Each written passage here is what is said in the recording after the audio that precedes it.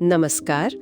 आज हम जिन दस्तावेजों पर बात कर रहे हैं वो युवाओं में बढ़ते डिप्रेशन की एक काफी चिंताजनक तस्वीर दिखाते हैं और साथ ही समाधान के तौर पर जीवन विद्या का एक जिक्र करते हैं।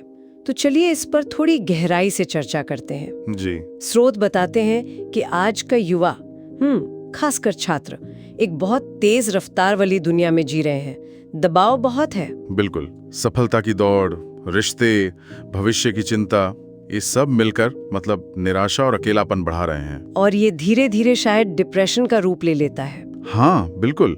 और यहाँ ये समझना जरूरी है, जैसा स्रोत साफ करते हैं, कि डिप्रेशन महज उदासी या मूड खराब होना नहीं है, ये अलग है। अच्छा जी, ये एक लगातार बनी रहने वाली मानसिक और भावनात्मक स्थिति है। इसमें मतलब गहरी थकान, निराशा, हालीपन और खुद को बिल्कुल असहाय, बेकार महसूस करना, ये भाव हावी हो जाते हैं। तो फिर इसके लक्षण क्या हैं? मतलब कैसे पहचाने इसे? स्रोत क्या कहते हैं इस बारे में?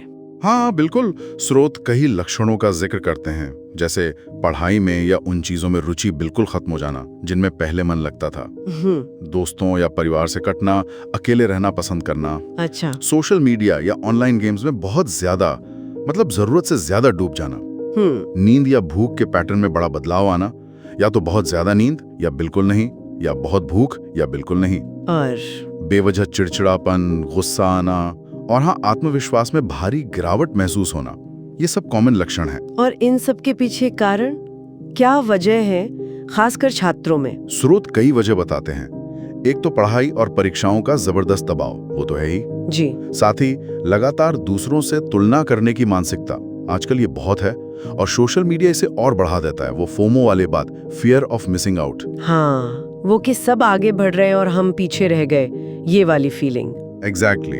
फिर करियर को लेकर अनिश्चितता, रिश्तों में दिक्कतें, परिवार से अनदेखी, या फिर रिलेशनशिप इश्यूज, नशा, और घर का माहौल अगर ठीक ना हो, अस्थिर हो, वो भी बड़े कारण हैं।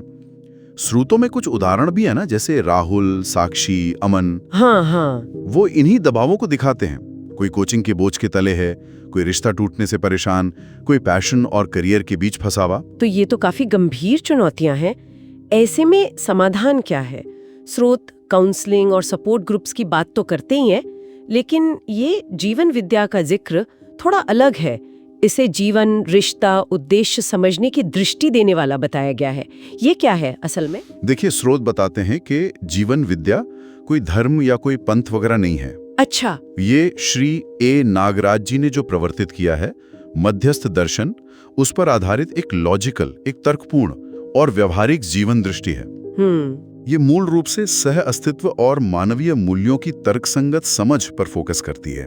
स्रोत बताते हैं कि यह दर्शन व्यक्ति को बाहरी सफलताओं या दूसरों की राय पर निर्भर होने के बजाय अपनी समझ और आंतरिक संतुलन पर ध्यान देने में मदद करता है। अच्छा, तो ये उस तुलना वाली मानसिकता और फोमो से जुड़ता है, मतलब बाहरी दबावों से निपटने का एक अंदरूनी तरीका। हाँ बिल्कुल, स्रोत इसी ओर इशारा करते हैं। जब व्यक्ति खुद को, अपनी जरूरतों को और रिश्तों के महत्व को सही मायने में समझता है, तो बाहरी दुनिया का दबाव, चाहे वो करियर का हो, तुलना का हो या सोशल मीडिया का, वो अपने आप कम होने लगता है। और जीवन विद्या इसी समझ को विकसित करने का एक व्यवस्थित तरीका देती है। जी, जैसा दस्तावेजों में बताया गया है, ये एक सिस्टमैटिक तरीका है इस समझ को डेवलप करने का। इसे सीखने का तरीका क्या है? मतलब कोई कोर्स या वर्कशॉप टाइप कुछ है? हाँ, इसके लिए स्रोत एक 7 दिन के रेजिडेंशियल परिचय शिविर का जिक्र करते हैं। 7 दिन? कहाँ होता है ये? ये छत्तीसगढ़ में कौबियोदय संस्थान है, छोटी में, दुर्ग जिले में, रायपुर के पास ही है। अच्छा। और दिलचस्प बात यह है कि ये सिर्फ छात्रों के लिए नहीं, बल्कि पेरेंट्स, प्रोफेशनल्स, टीचर्स, मतलब हर वो व्यक्ति जो जीवन में स्पष्टता, संतुलन और बेहतर रिश्ते चाहता है, उसके लिए खुला है। और इसका खर्च? रहना और सिखाना तो निःशुल्क है, स्रोत बताते हैं। सिर्फ खाने का एक बहुत मामूली चार्ज है, शायद 150 रुपए प्रतिदिन के आसपास। लेकिन एक सवाल मन में आता है, क्या ये सिर्फ थ्योरी है या इसका कोई वास्तविक असर भी दिखता है? क्योंकि देखिए, 7 दिन में डिप्रेशन जैसी गहरी समस्या पर असर की बात शायद कुछ लोगों को थोड़ी मुश्किल लगे मानने में। सही सवाल है, और स्रोत इस शंका का भी जवाब देते हैं। वो बताते हैं कि ये कोई हवाई बात नहीं है। अच्छा, कैसे? छत्तीसगढ़ सरकार ने इसे स्कूली शिक्षा में शामिल किया है। दिल्ली सरकार का जो मशहूर हैप्पीनेस करिकुलम है, उसके पीछे भी इसके सिद्धांत हैं। ओह, ओके। कई यूनिवर्सिटीज और AICTE यानी all India council for technical education ने भी इसे मान्यता दी है। इंजीनियरिंग के छात्रों को इसे पढ़ाया भी जा रहा है, तो ये इसके प्रैक्टिकल असर का संकेत तो देता है। ये तो महत्वपूर्ण बात है। तो अगर कोई और जानकारी चाहे या शिविर में भाग लेना चाहे तो कैसे संपर्क करें? स्रोतों में 2 संपर्क सूत्र दिए हैं। एक चंद्रशेखर भैया हैं 9893025307 और एक मंजीत भैया 9301359227। इन नंबरों पर कॉल या व्हाट्सएप दोनों कर सकते हैं। ठीक है। वो आगे के शिविरों की जानकारी और व्हाट्सएप ग्रुप का लिंक वगैरह भी दे सकते हैं। बढ़िया। तो कुल मिलाकर स्रोत डिप्रेशन की समस्या और उसके कारणों को तो बताते ही हैं, साथ में जीवन विद्या को एक संभावित समाधान के रूप में रखते हैं जिसके प्रैक्टिकल रिजल्ट्स भी दिख रहे हैं। बिल्कुल। और स्रोत अंत में यही भरोसा दिलाते हैं कि ये जो 7 दिन है, ये जीवन को, अपनी सोच को और अपने रिश्तों को एक नई रोशनी में देखने का मौका दे सकते हैं। ये सिर्फ दावा नहीं है, बल्कि देश भर में हजारों लोगों का अनुभव है, ऐसा दस्तावेज बताते हैं। हाँ, और स्रोत इस बात पर जोर देते हैं कि ये सिर्फ सुनने की बात नहीं, बल्कि जांचने परखने लायक चीज है माँ? जी बिल्कुल।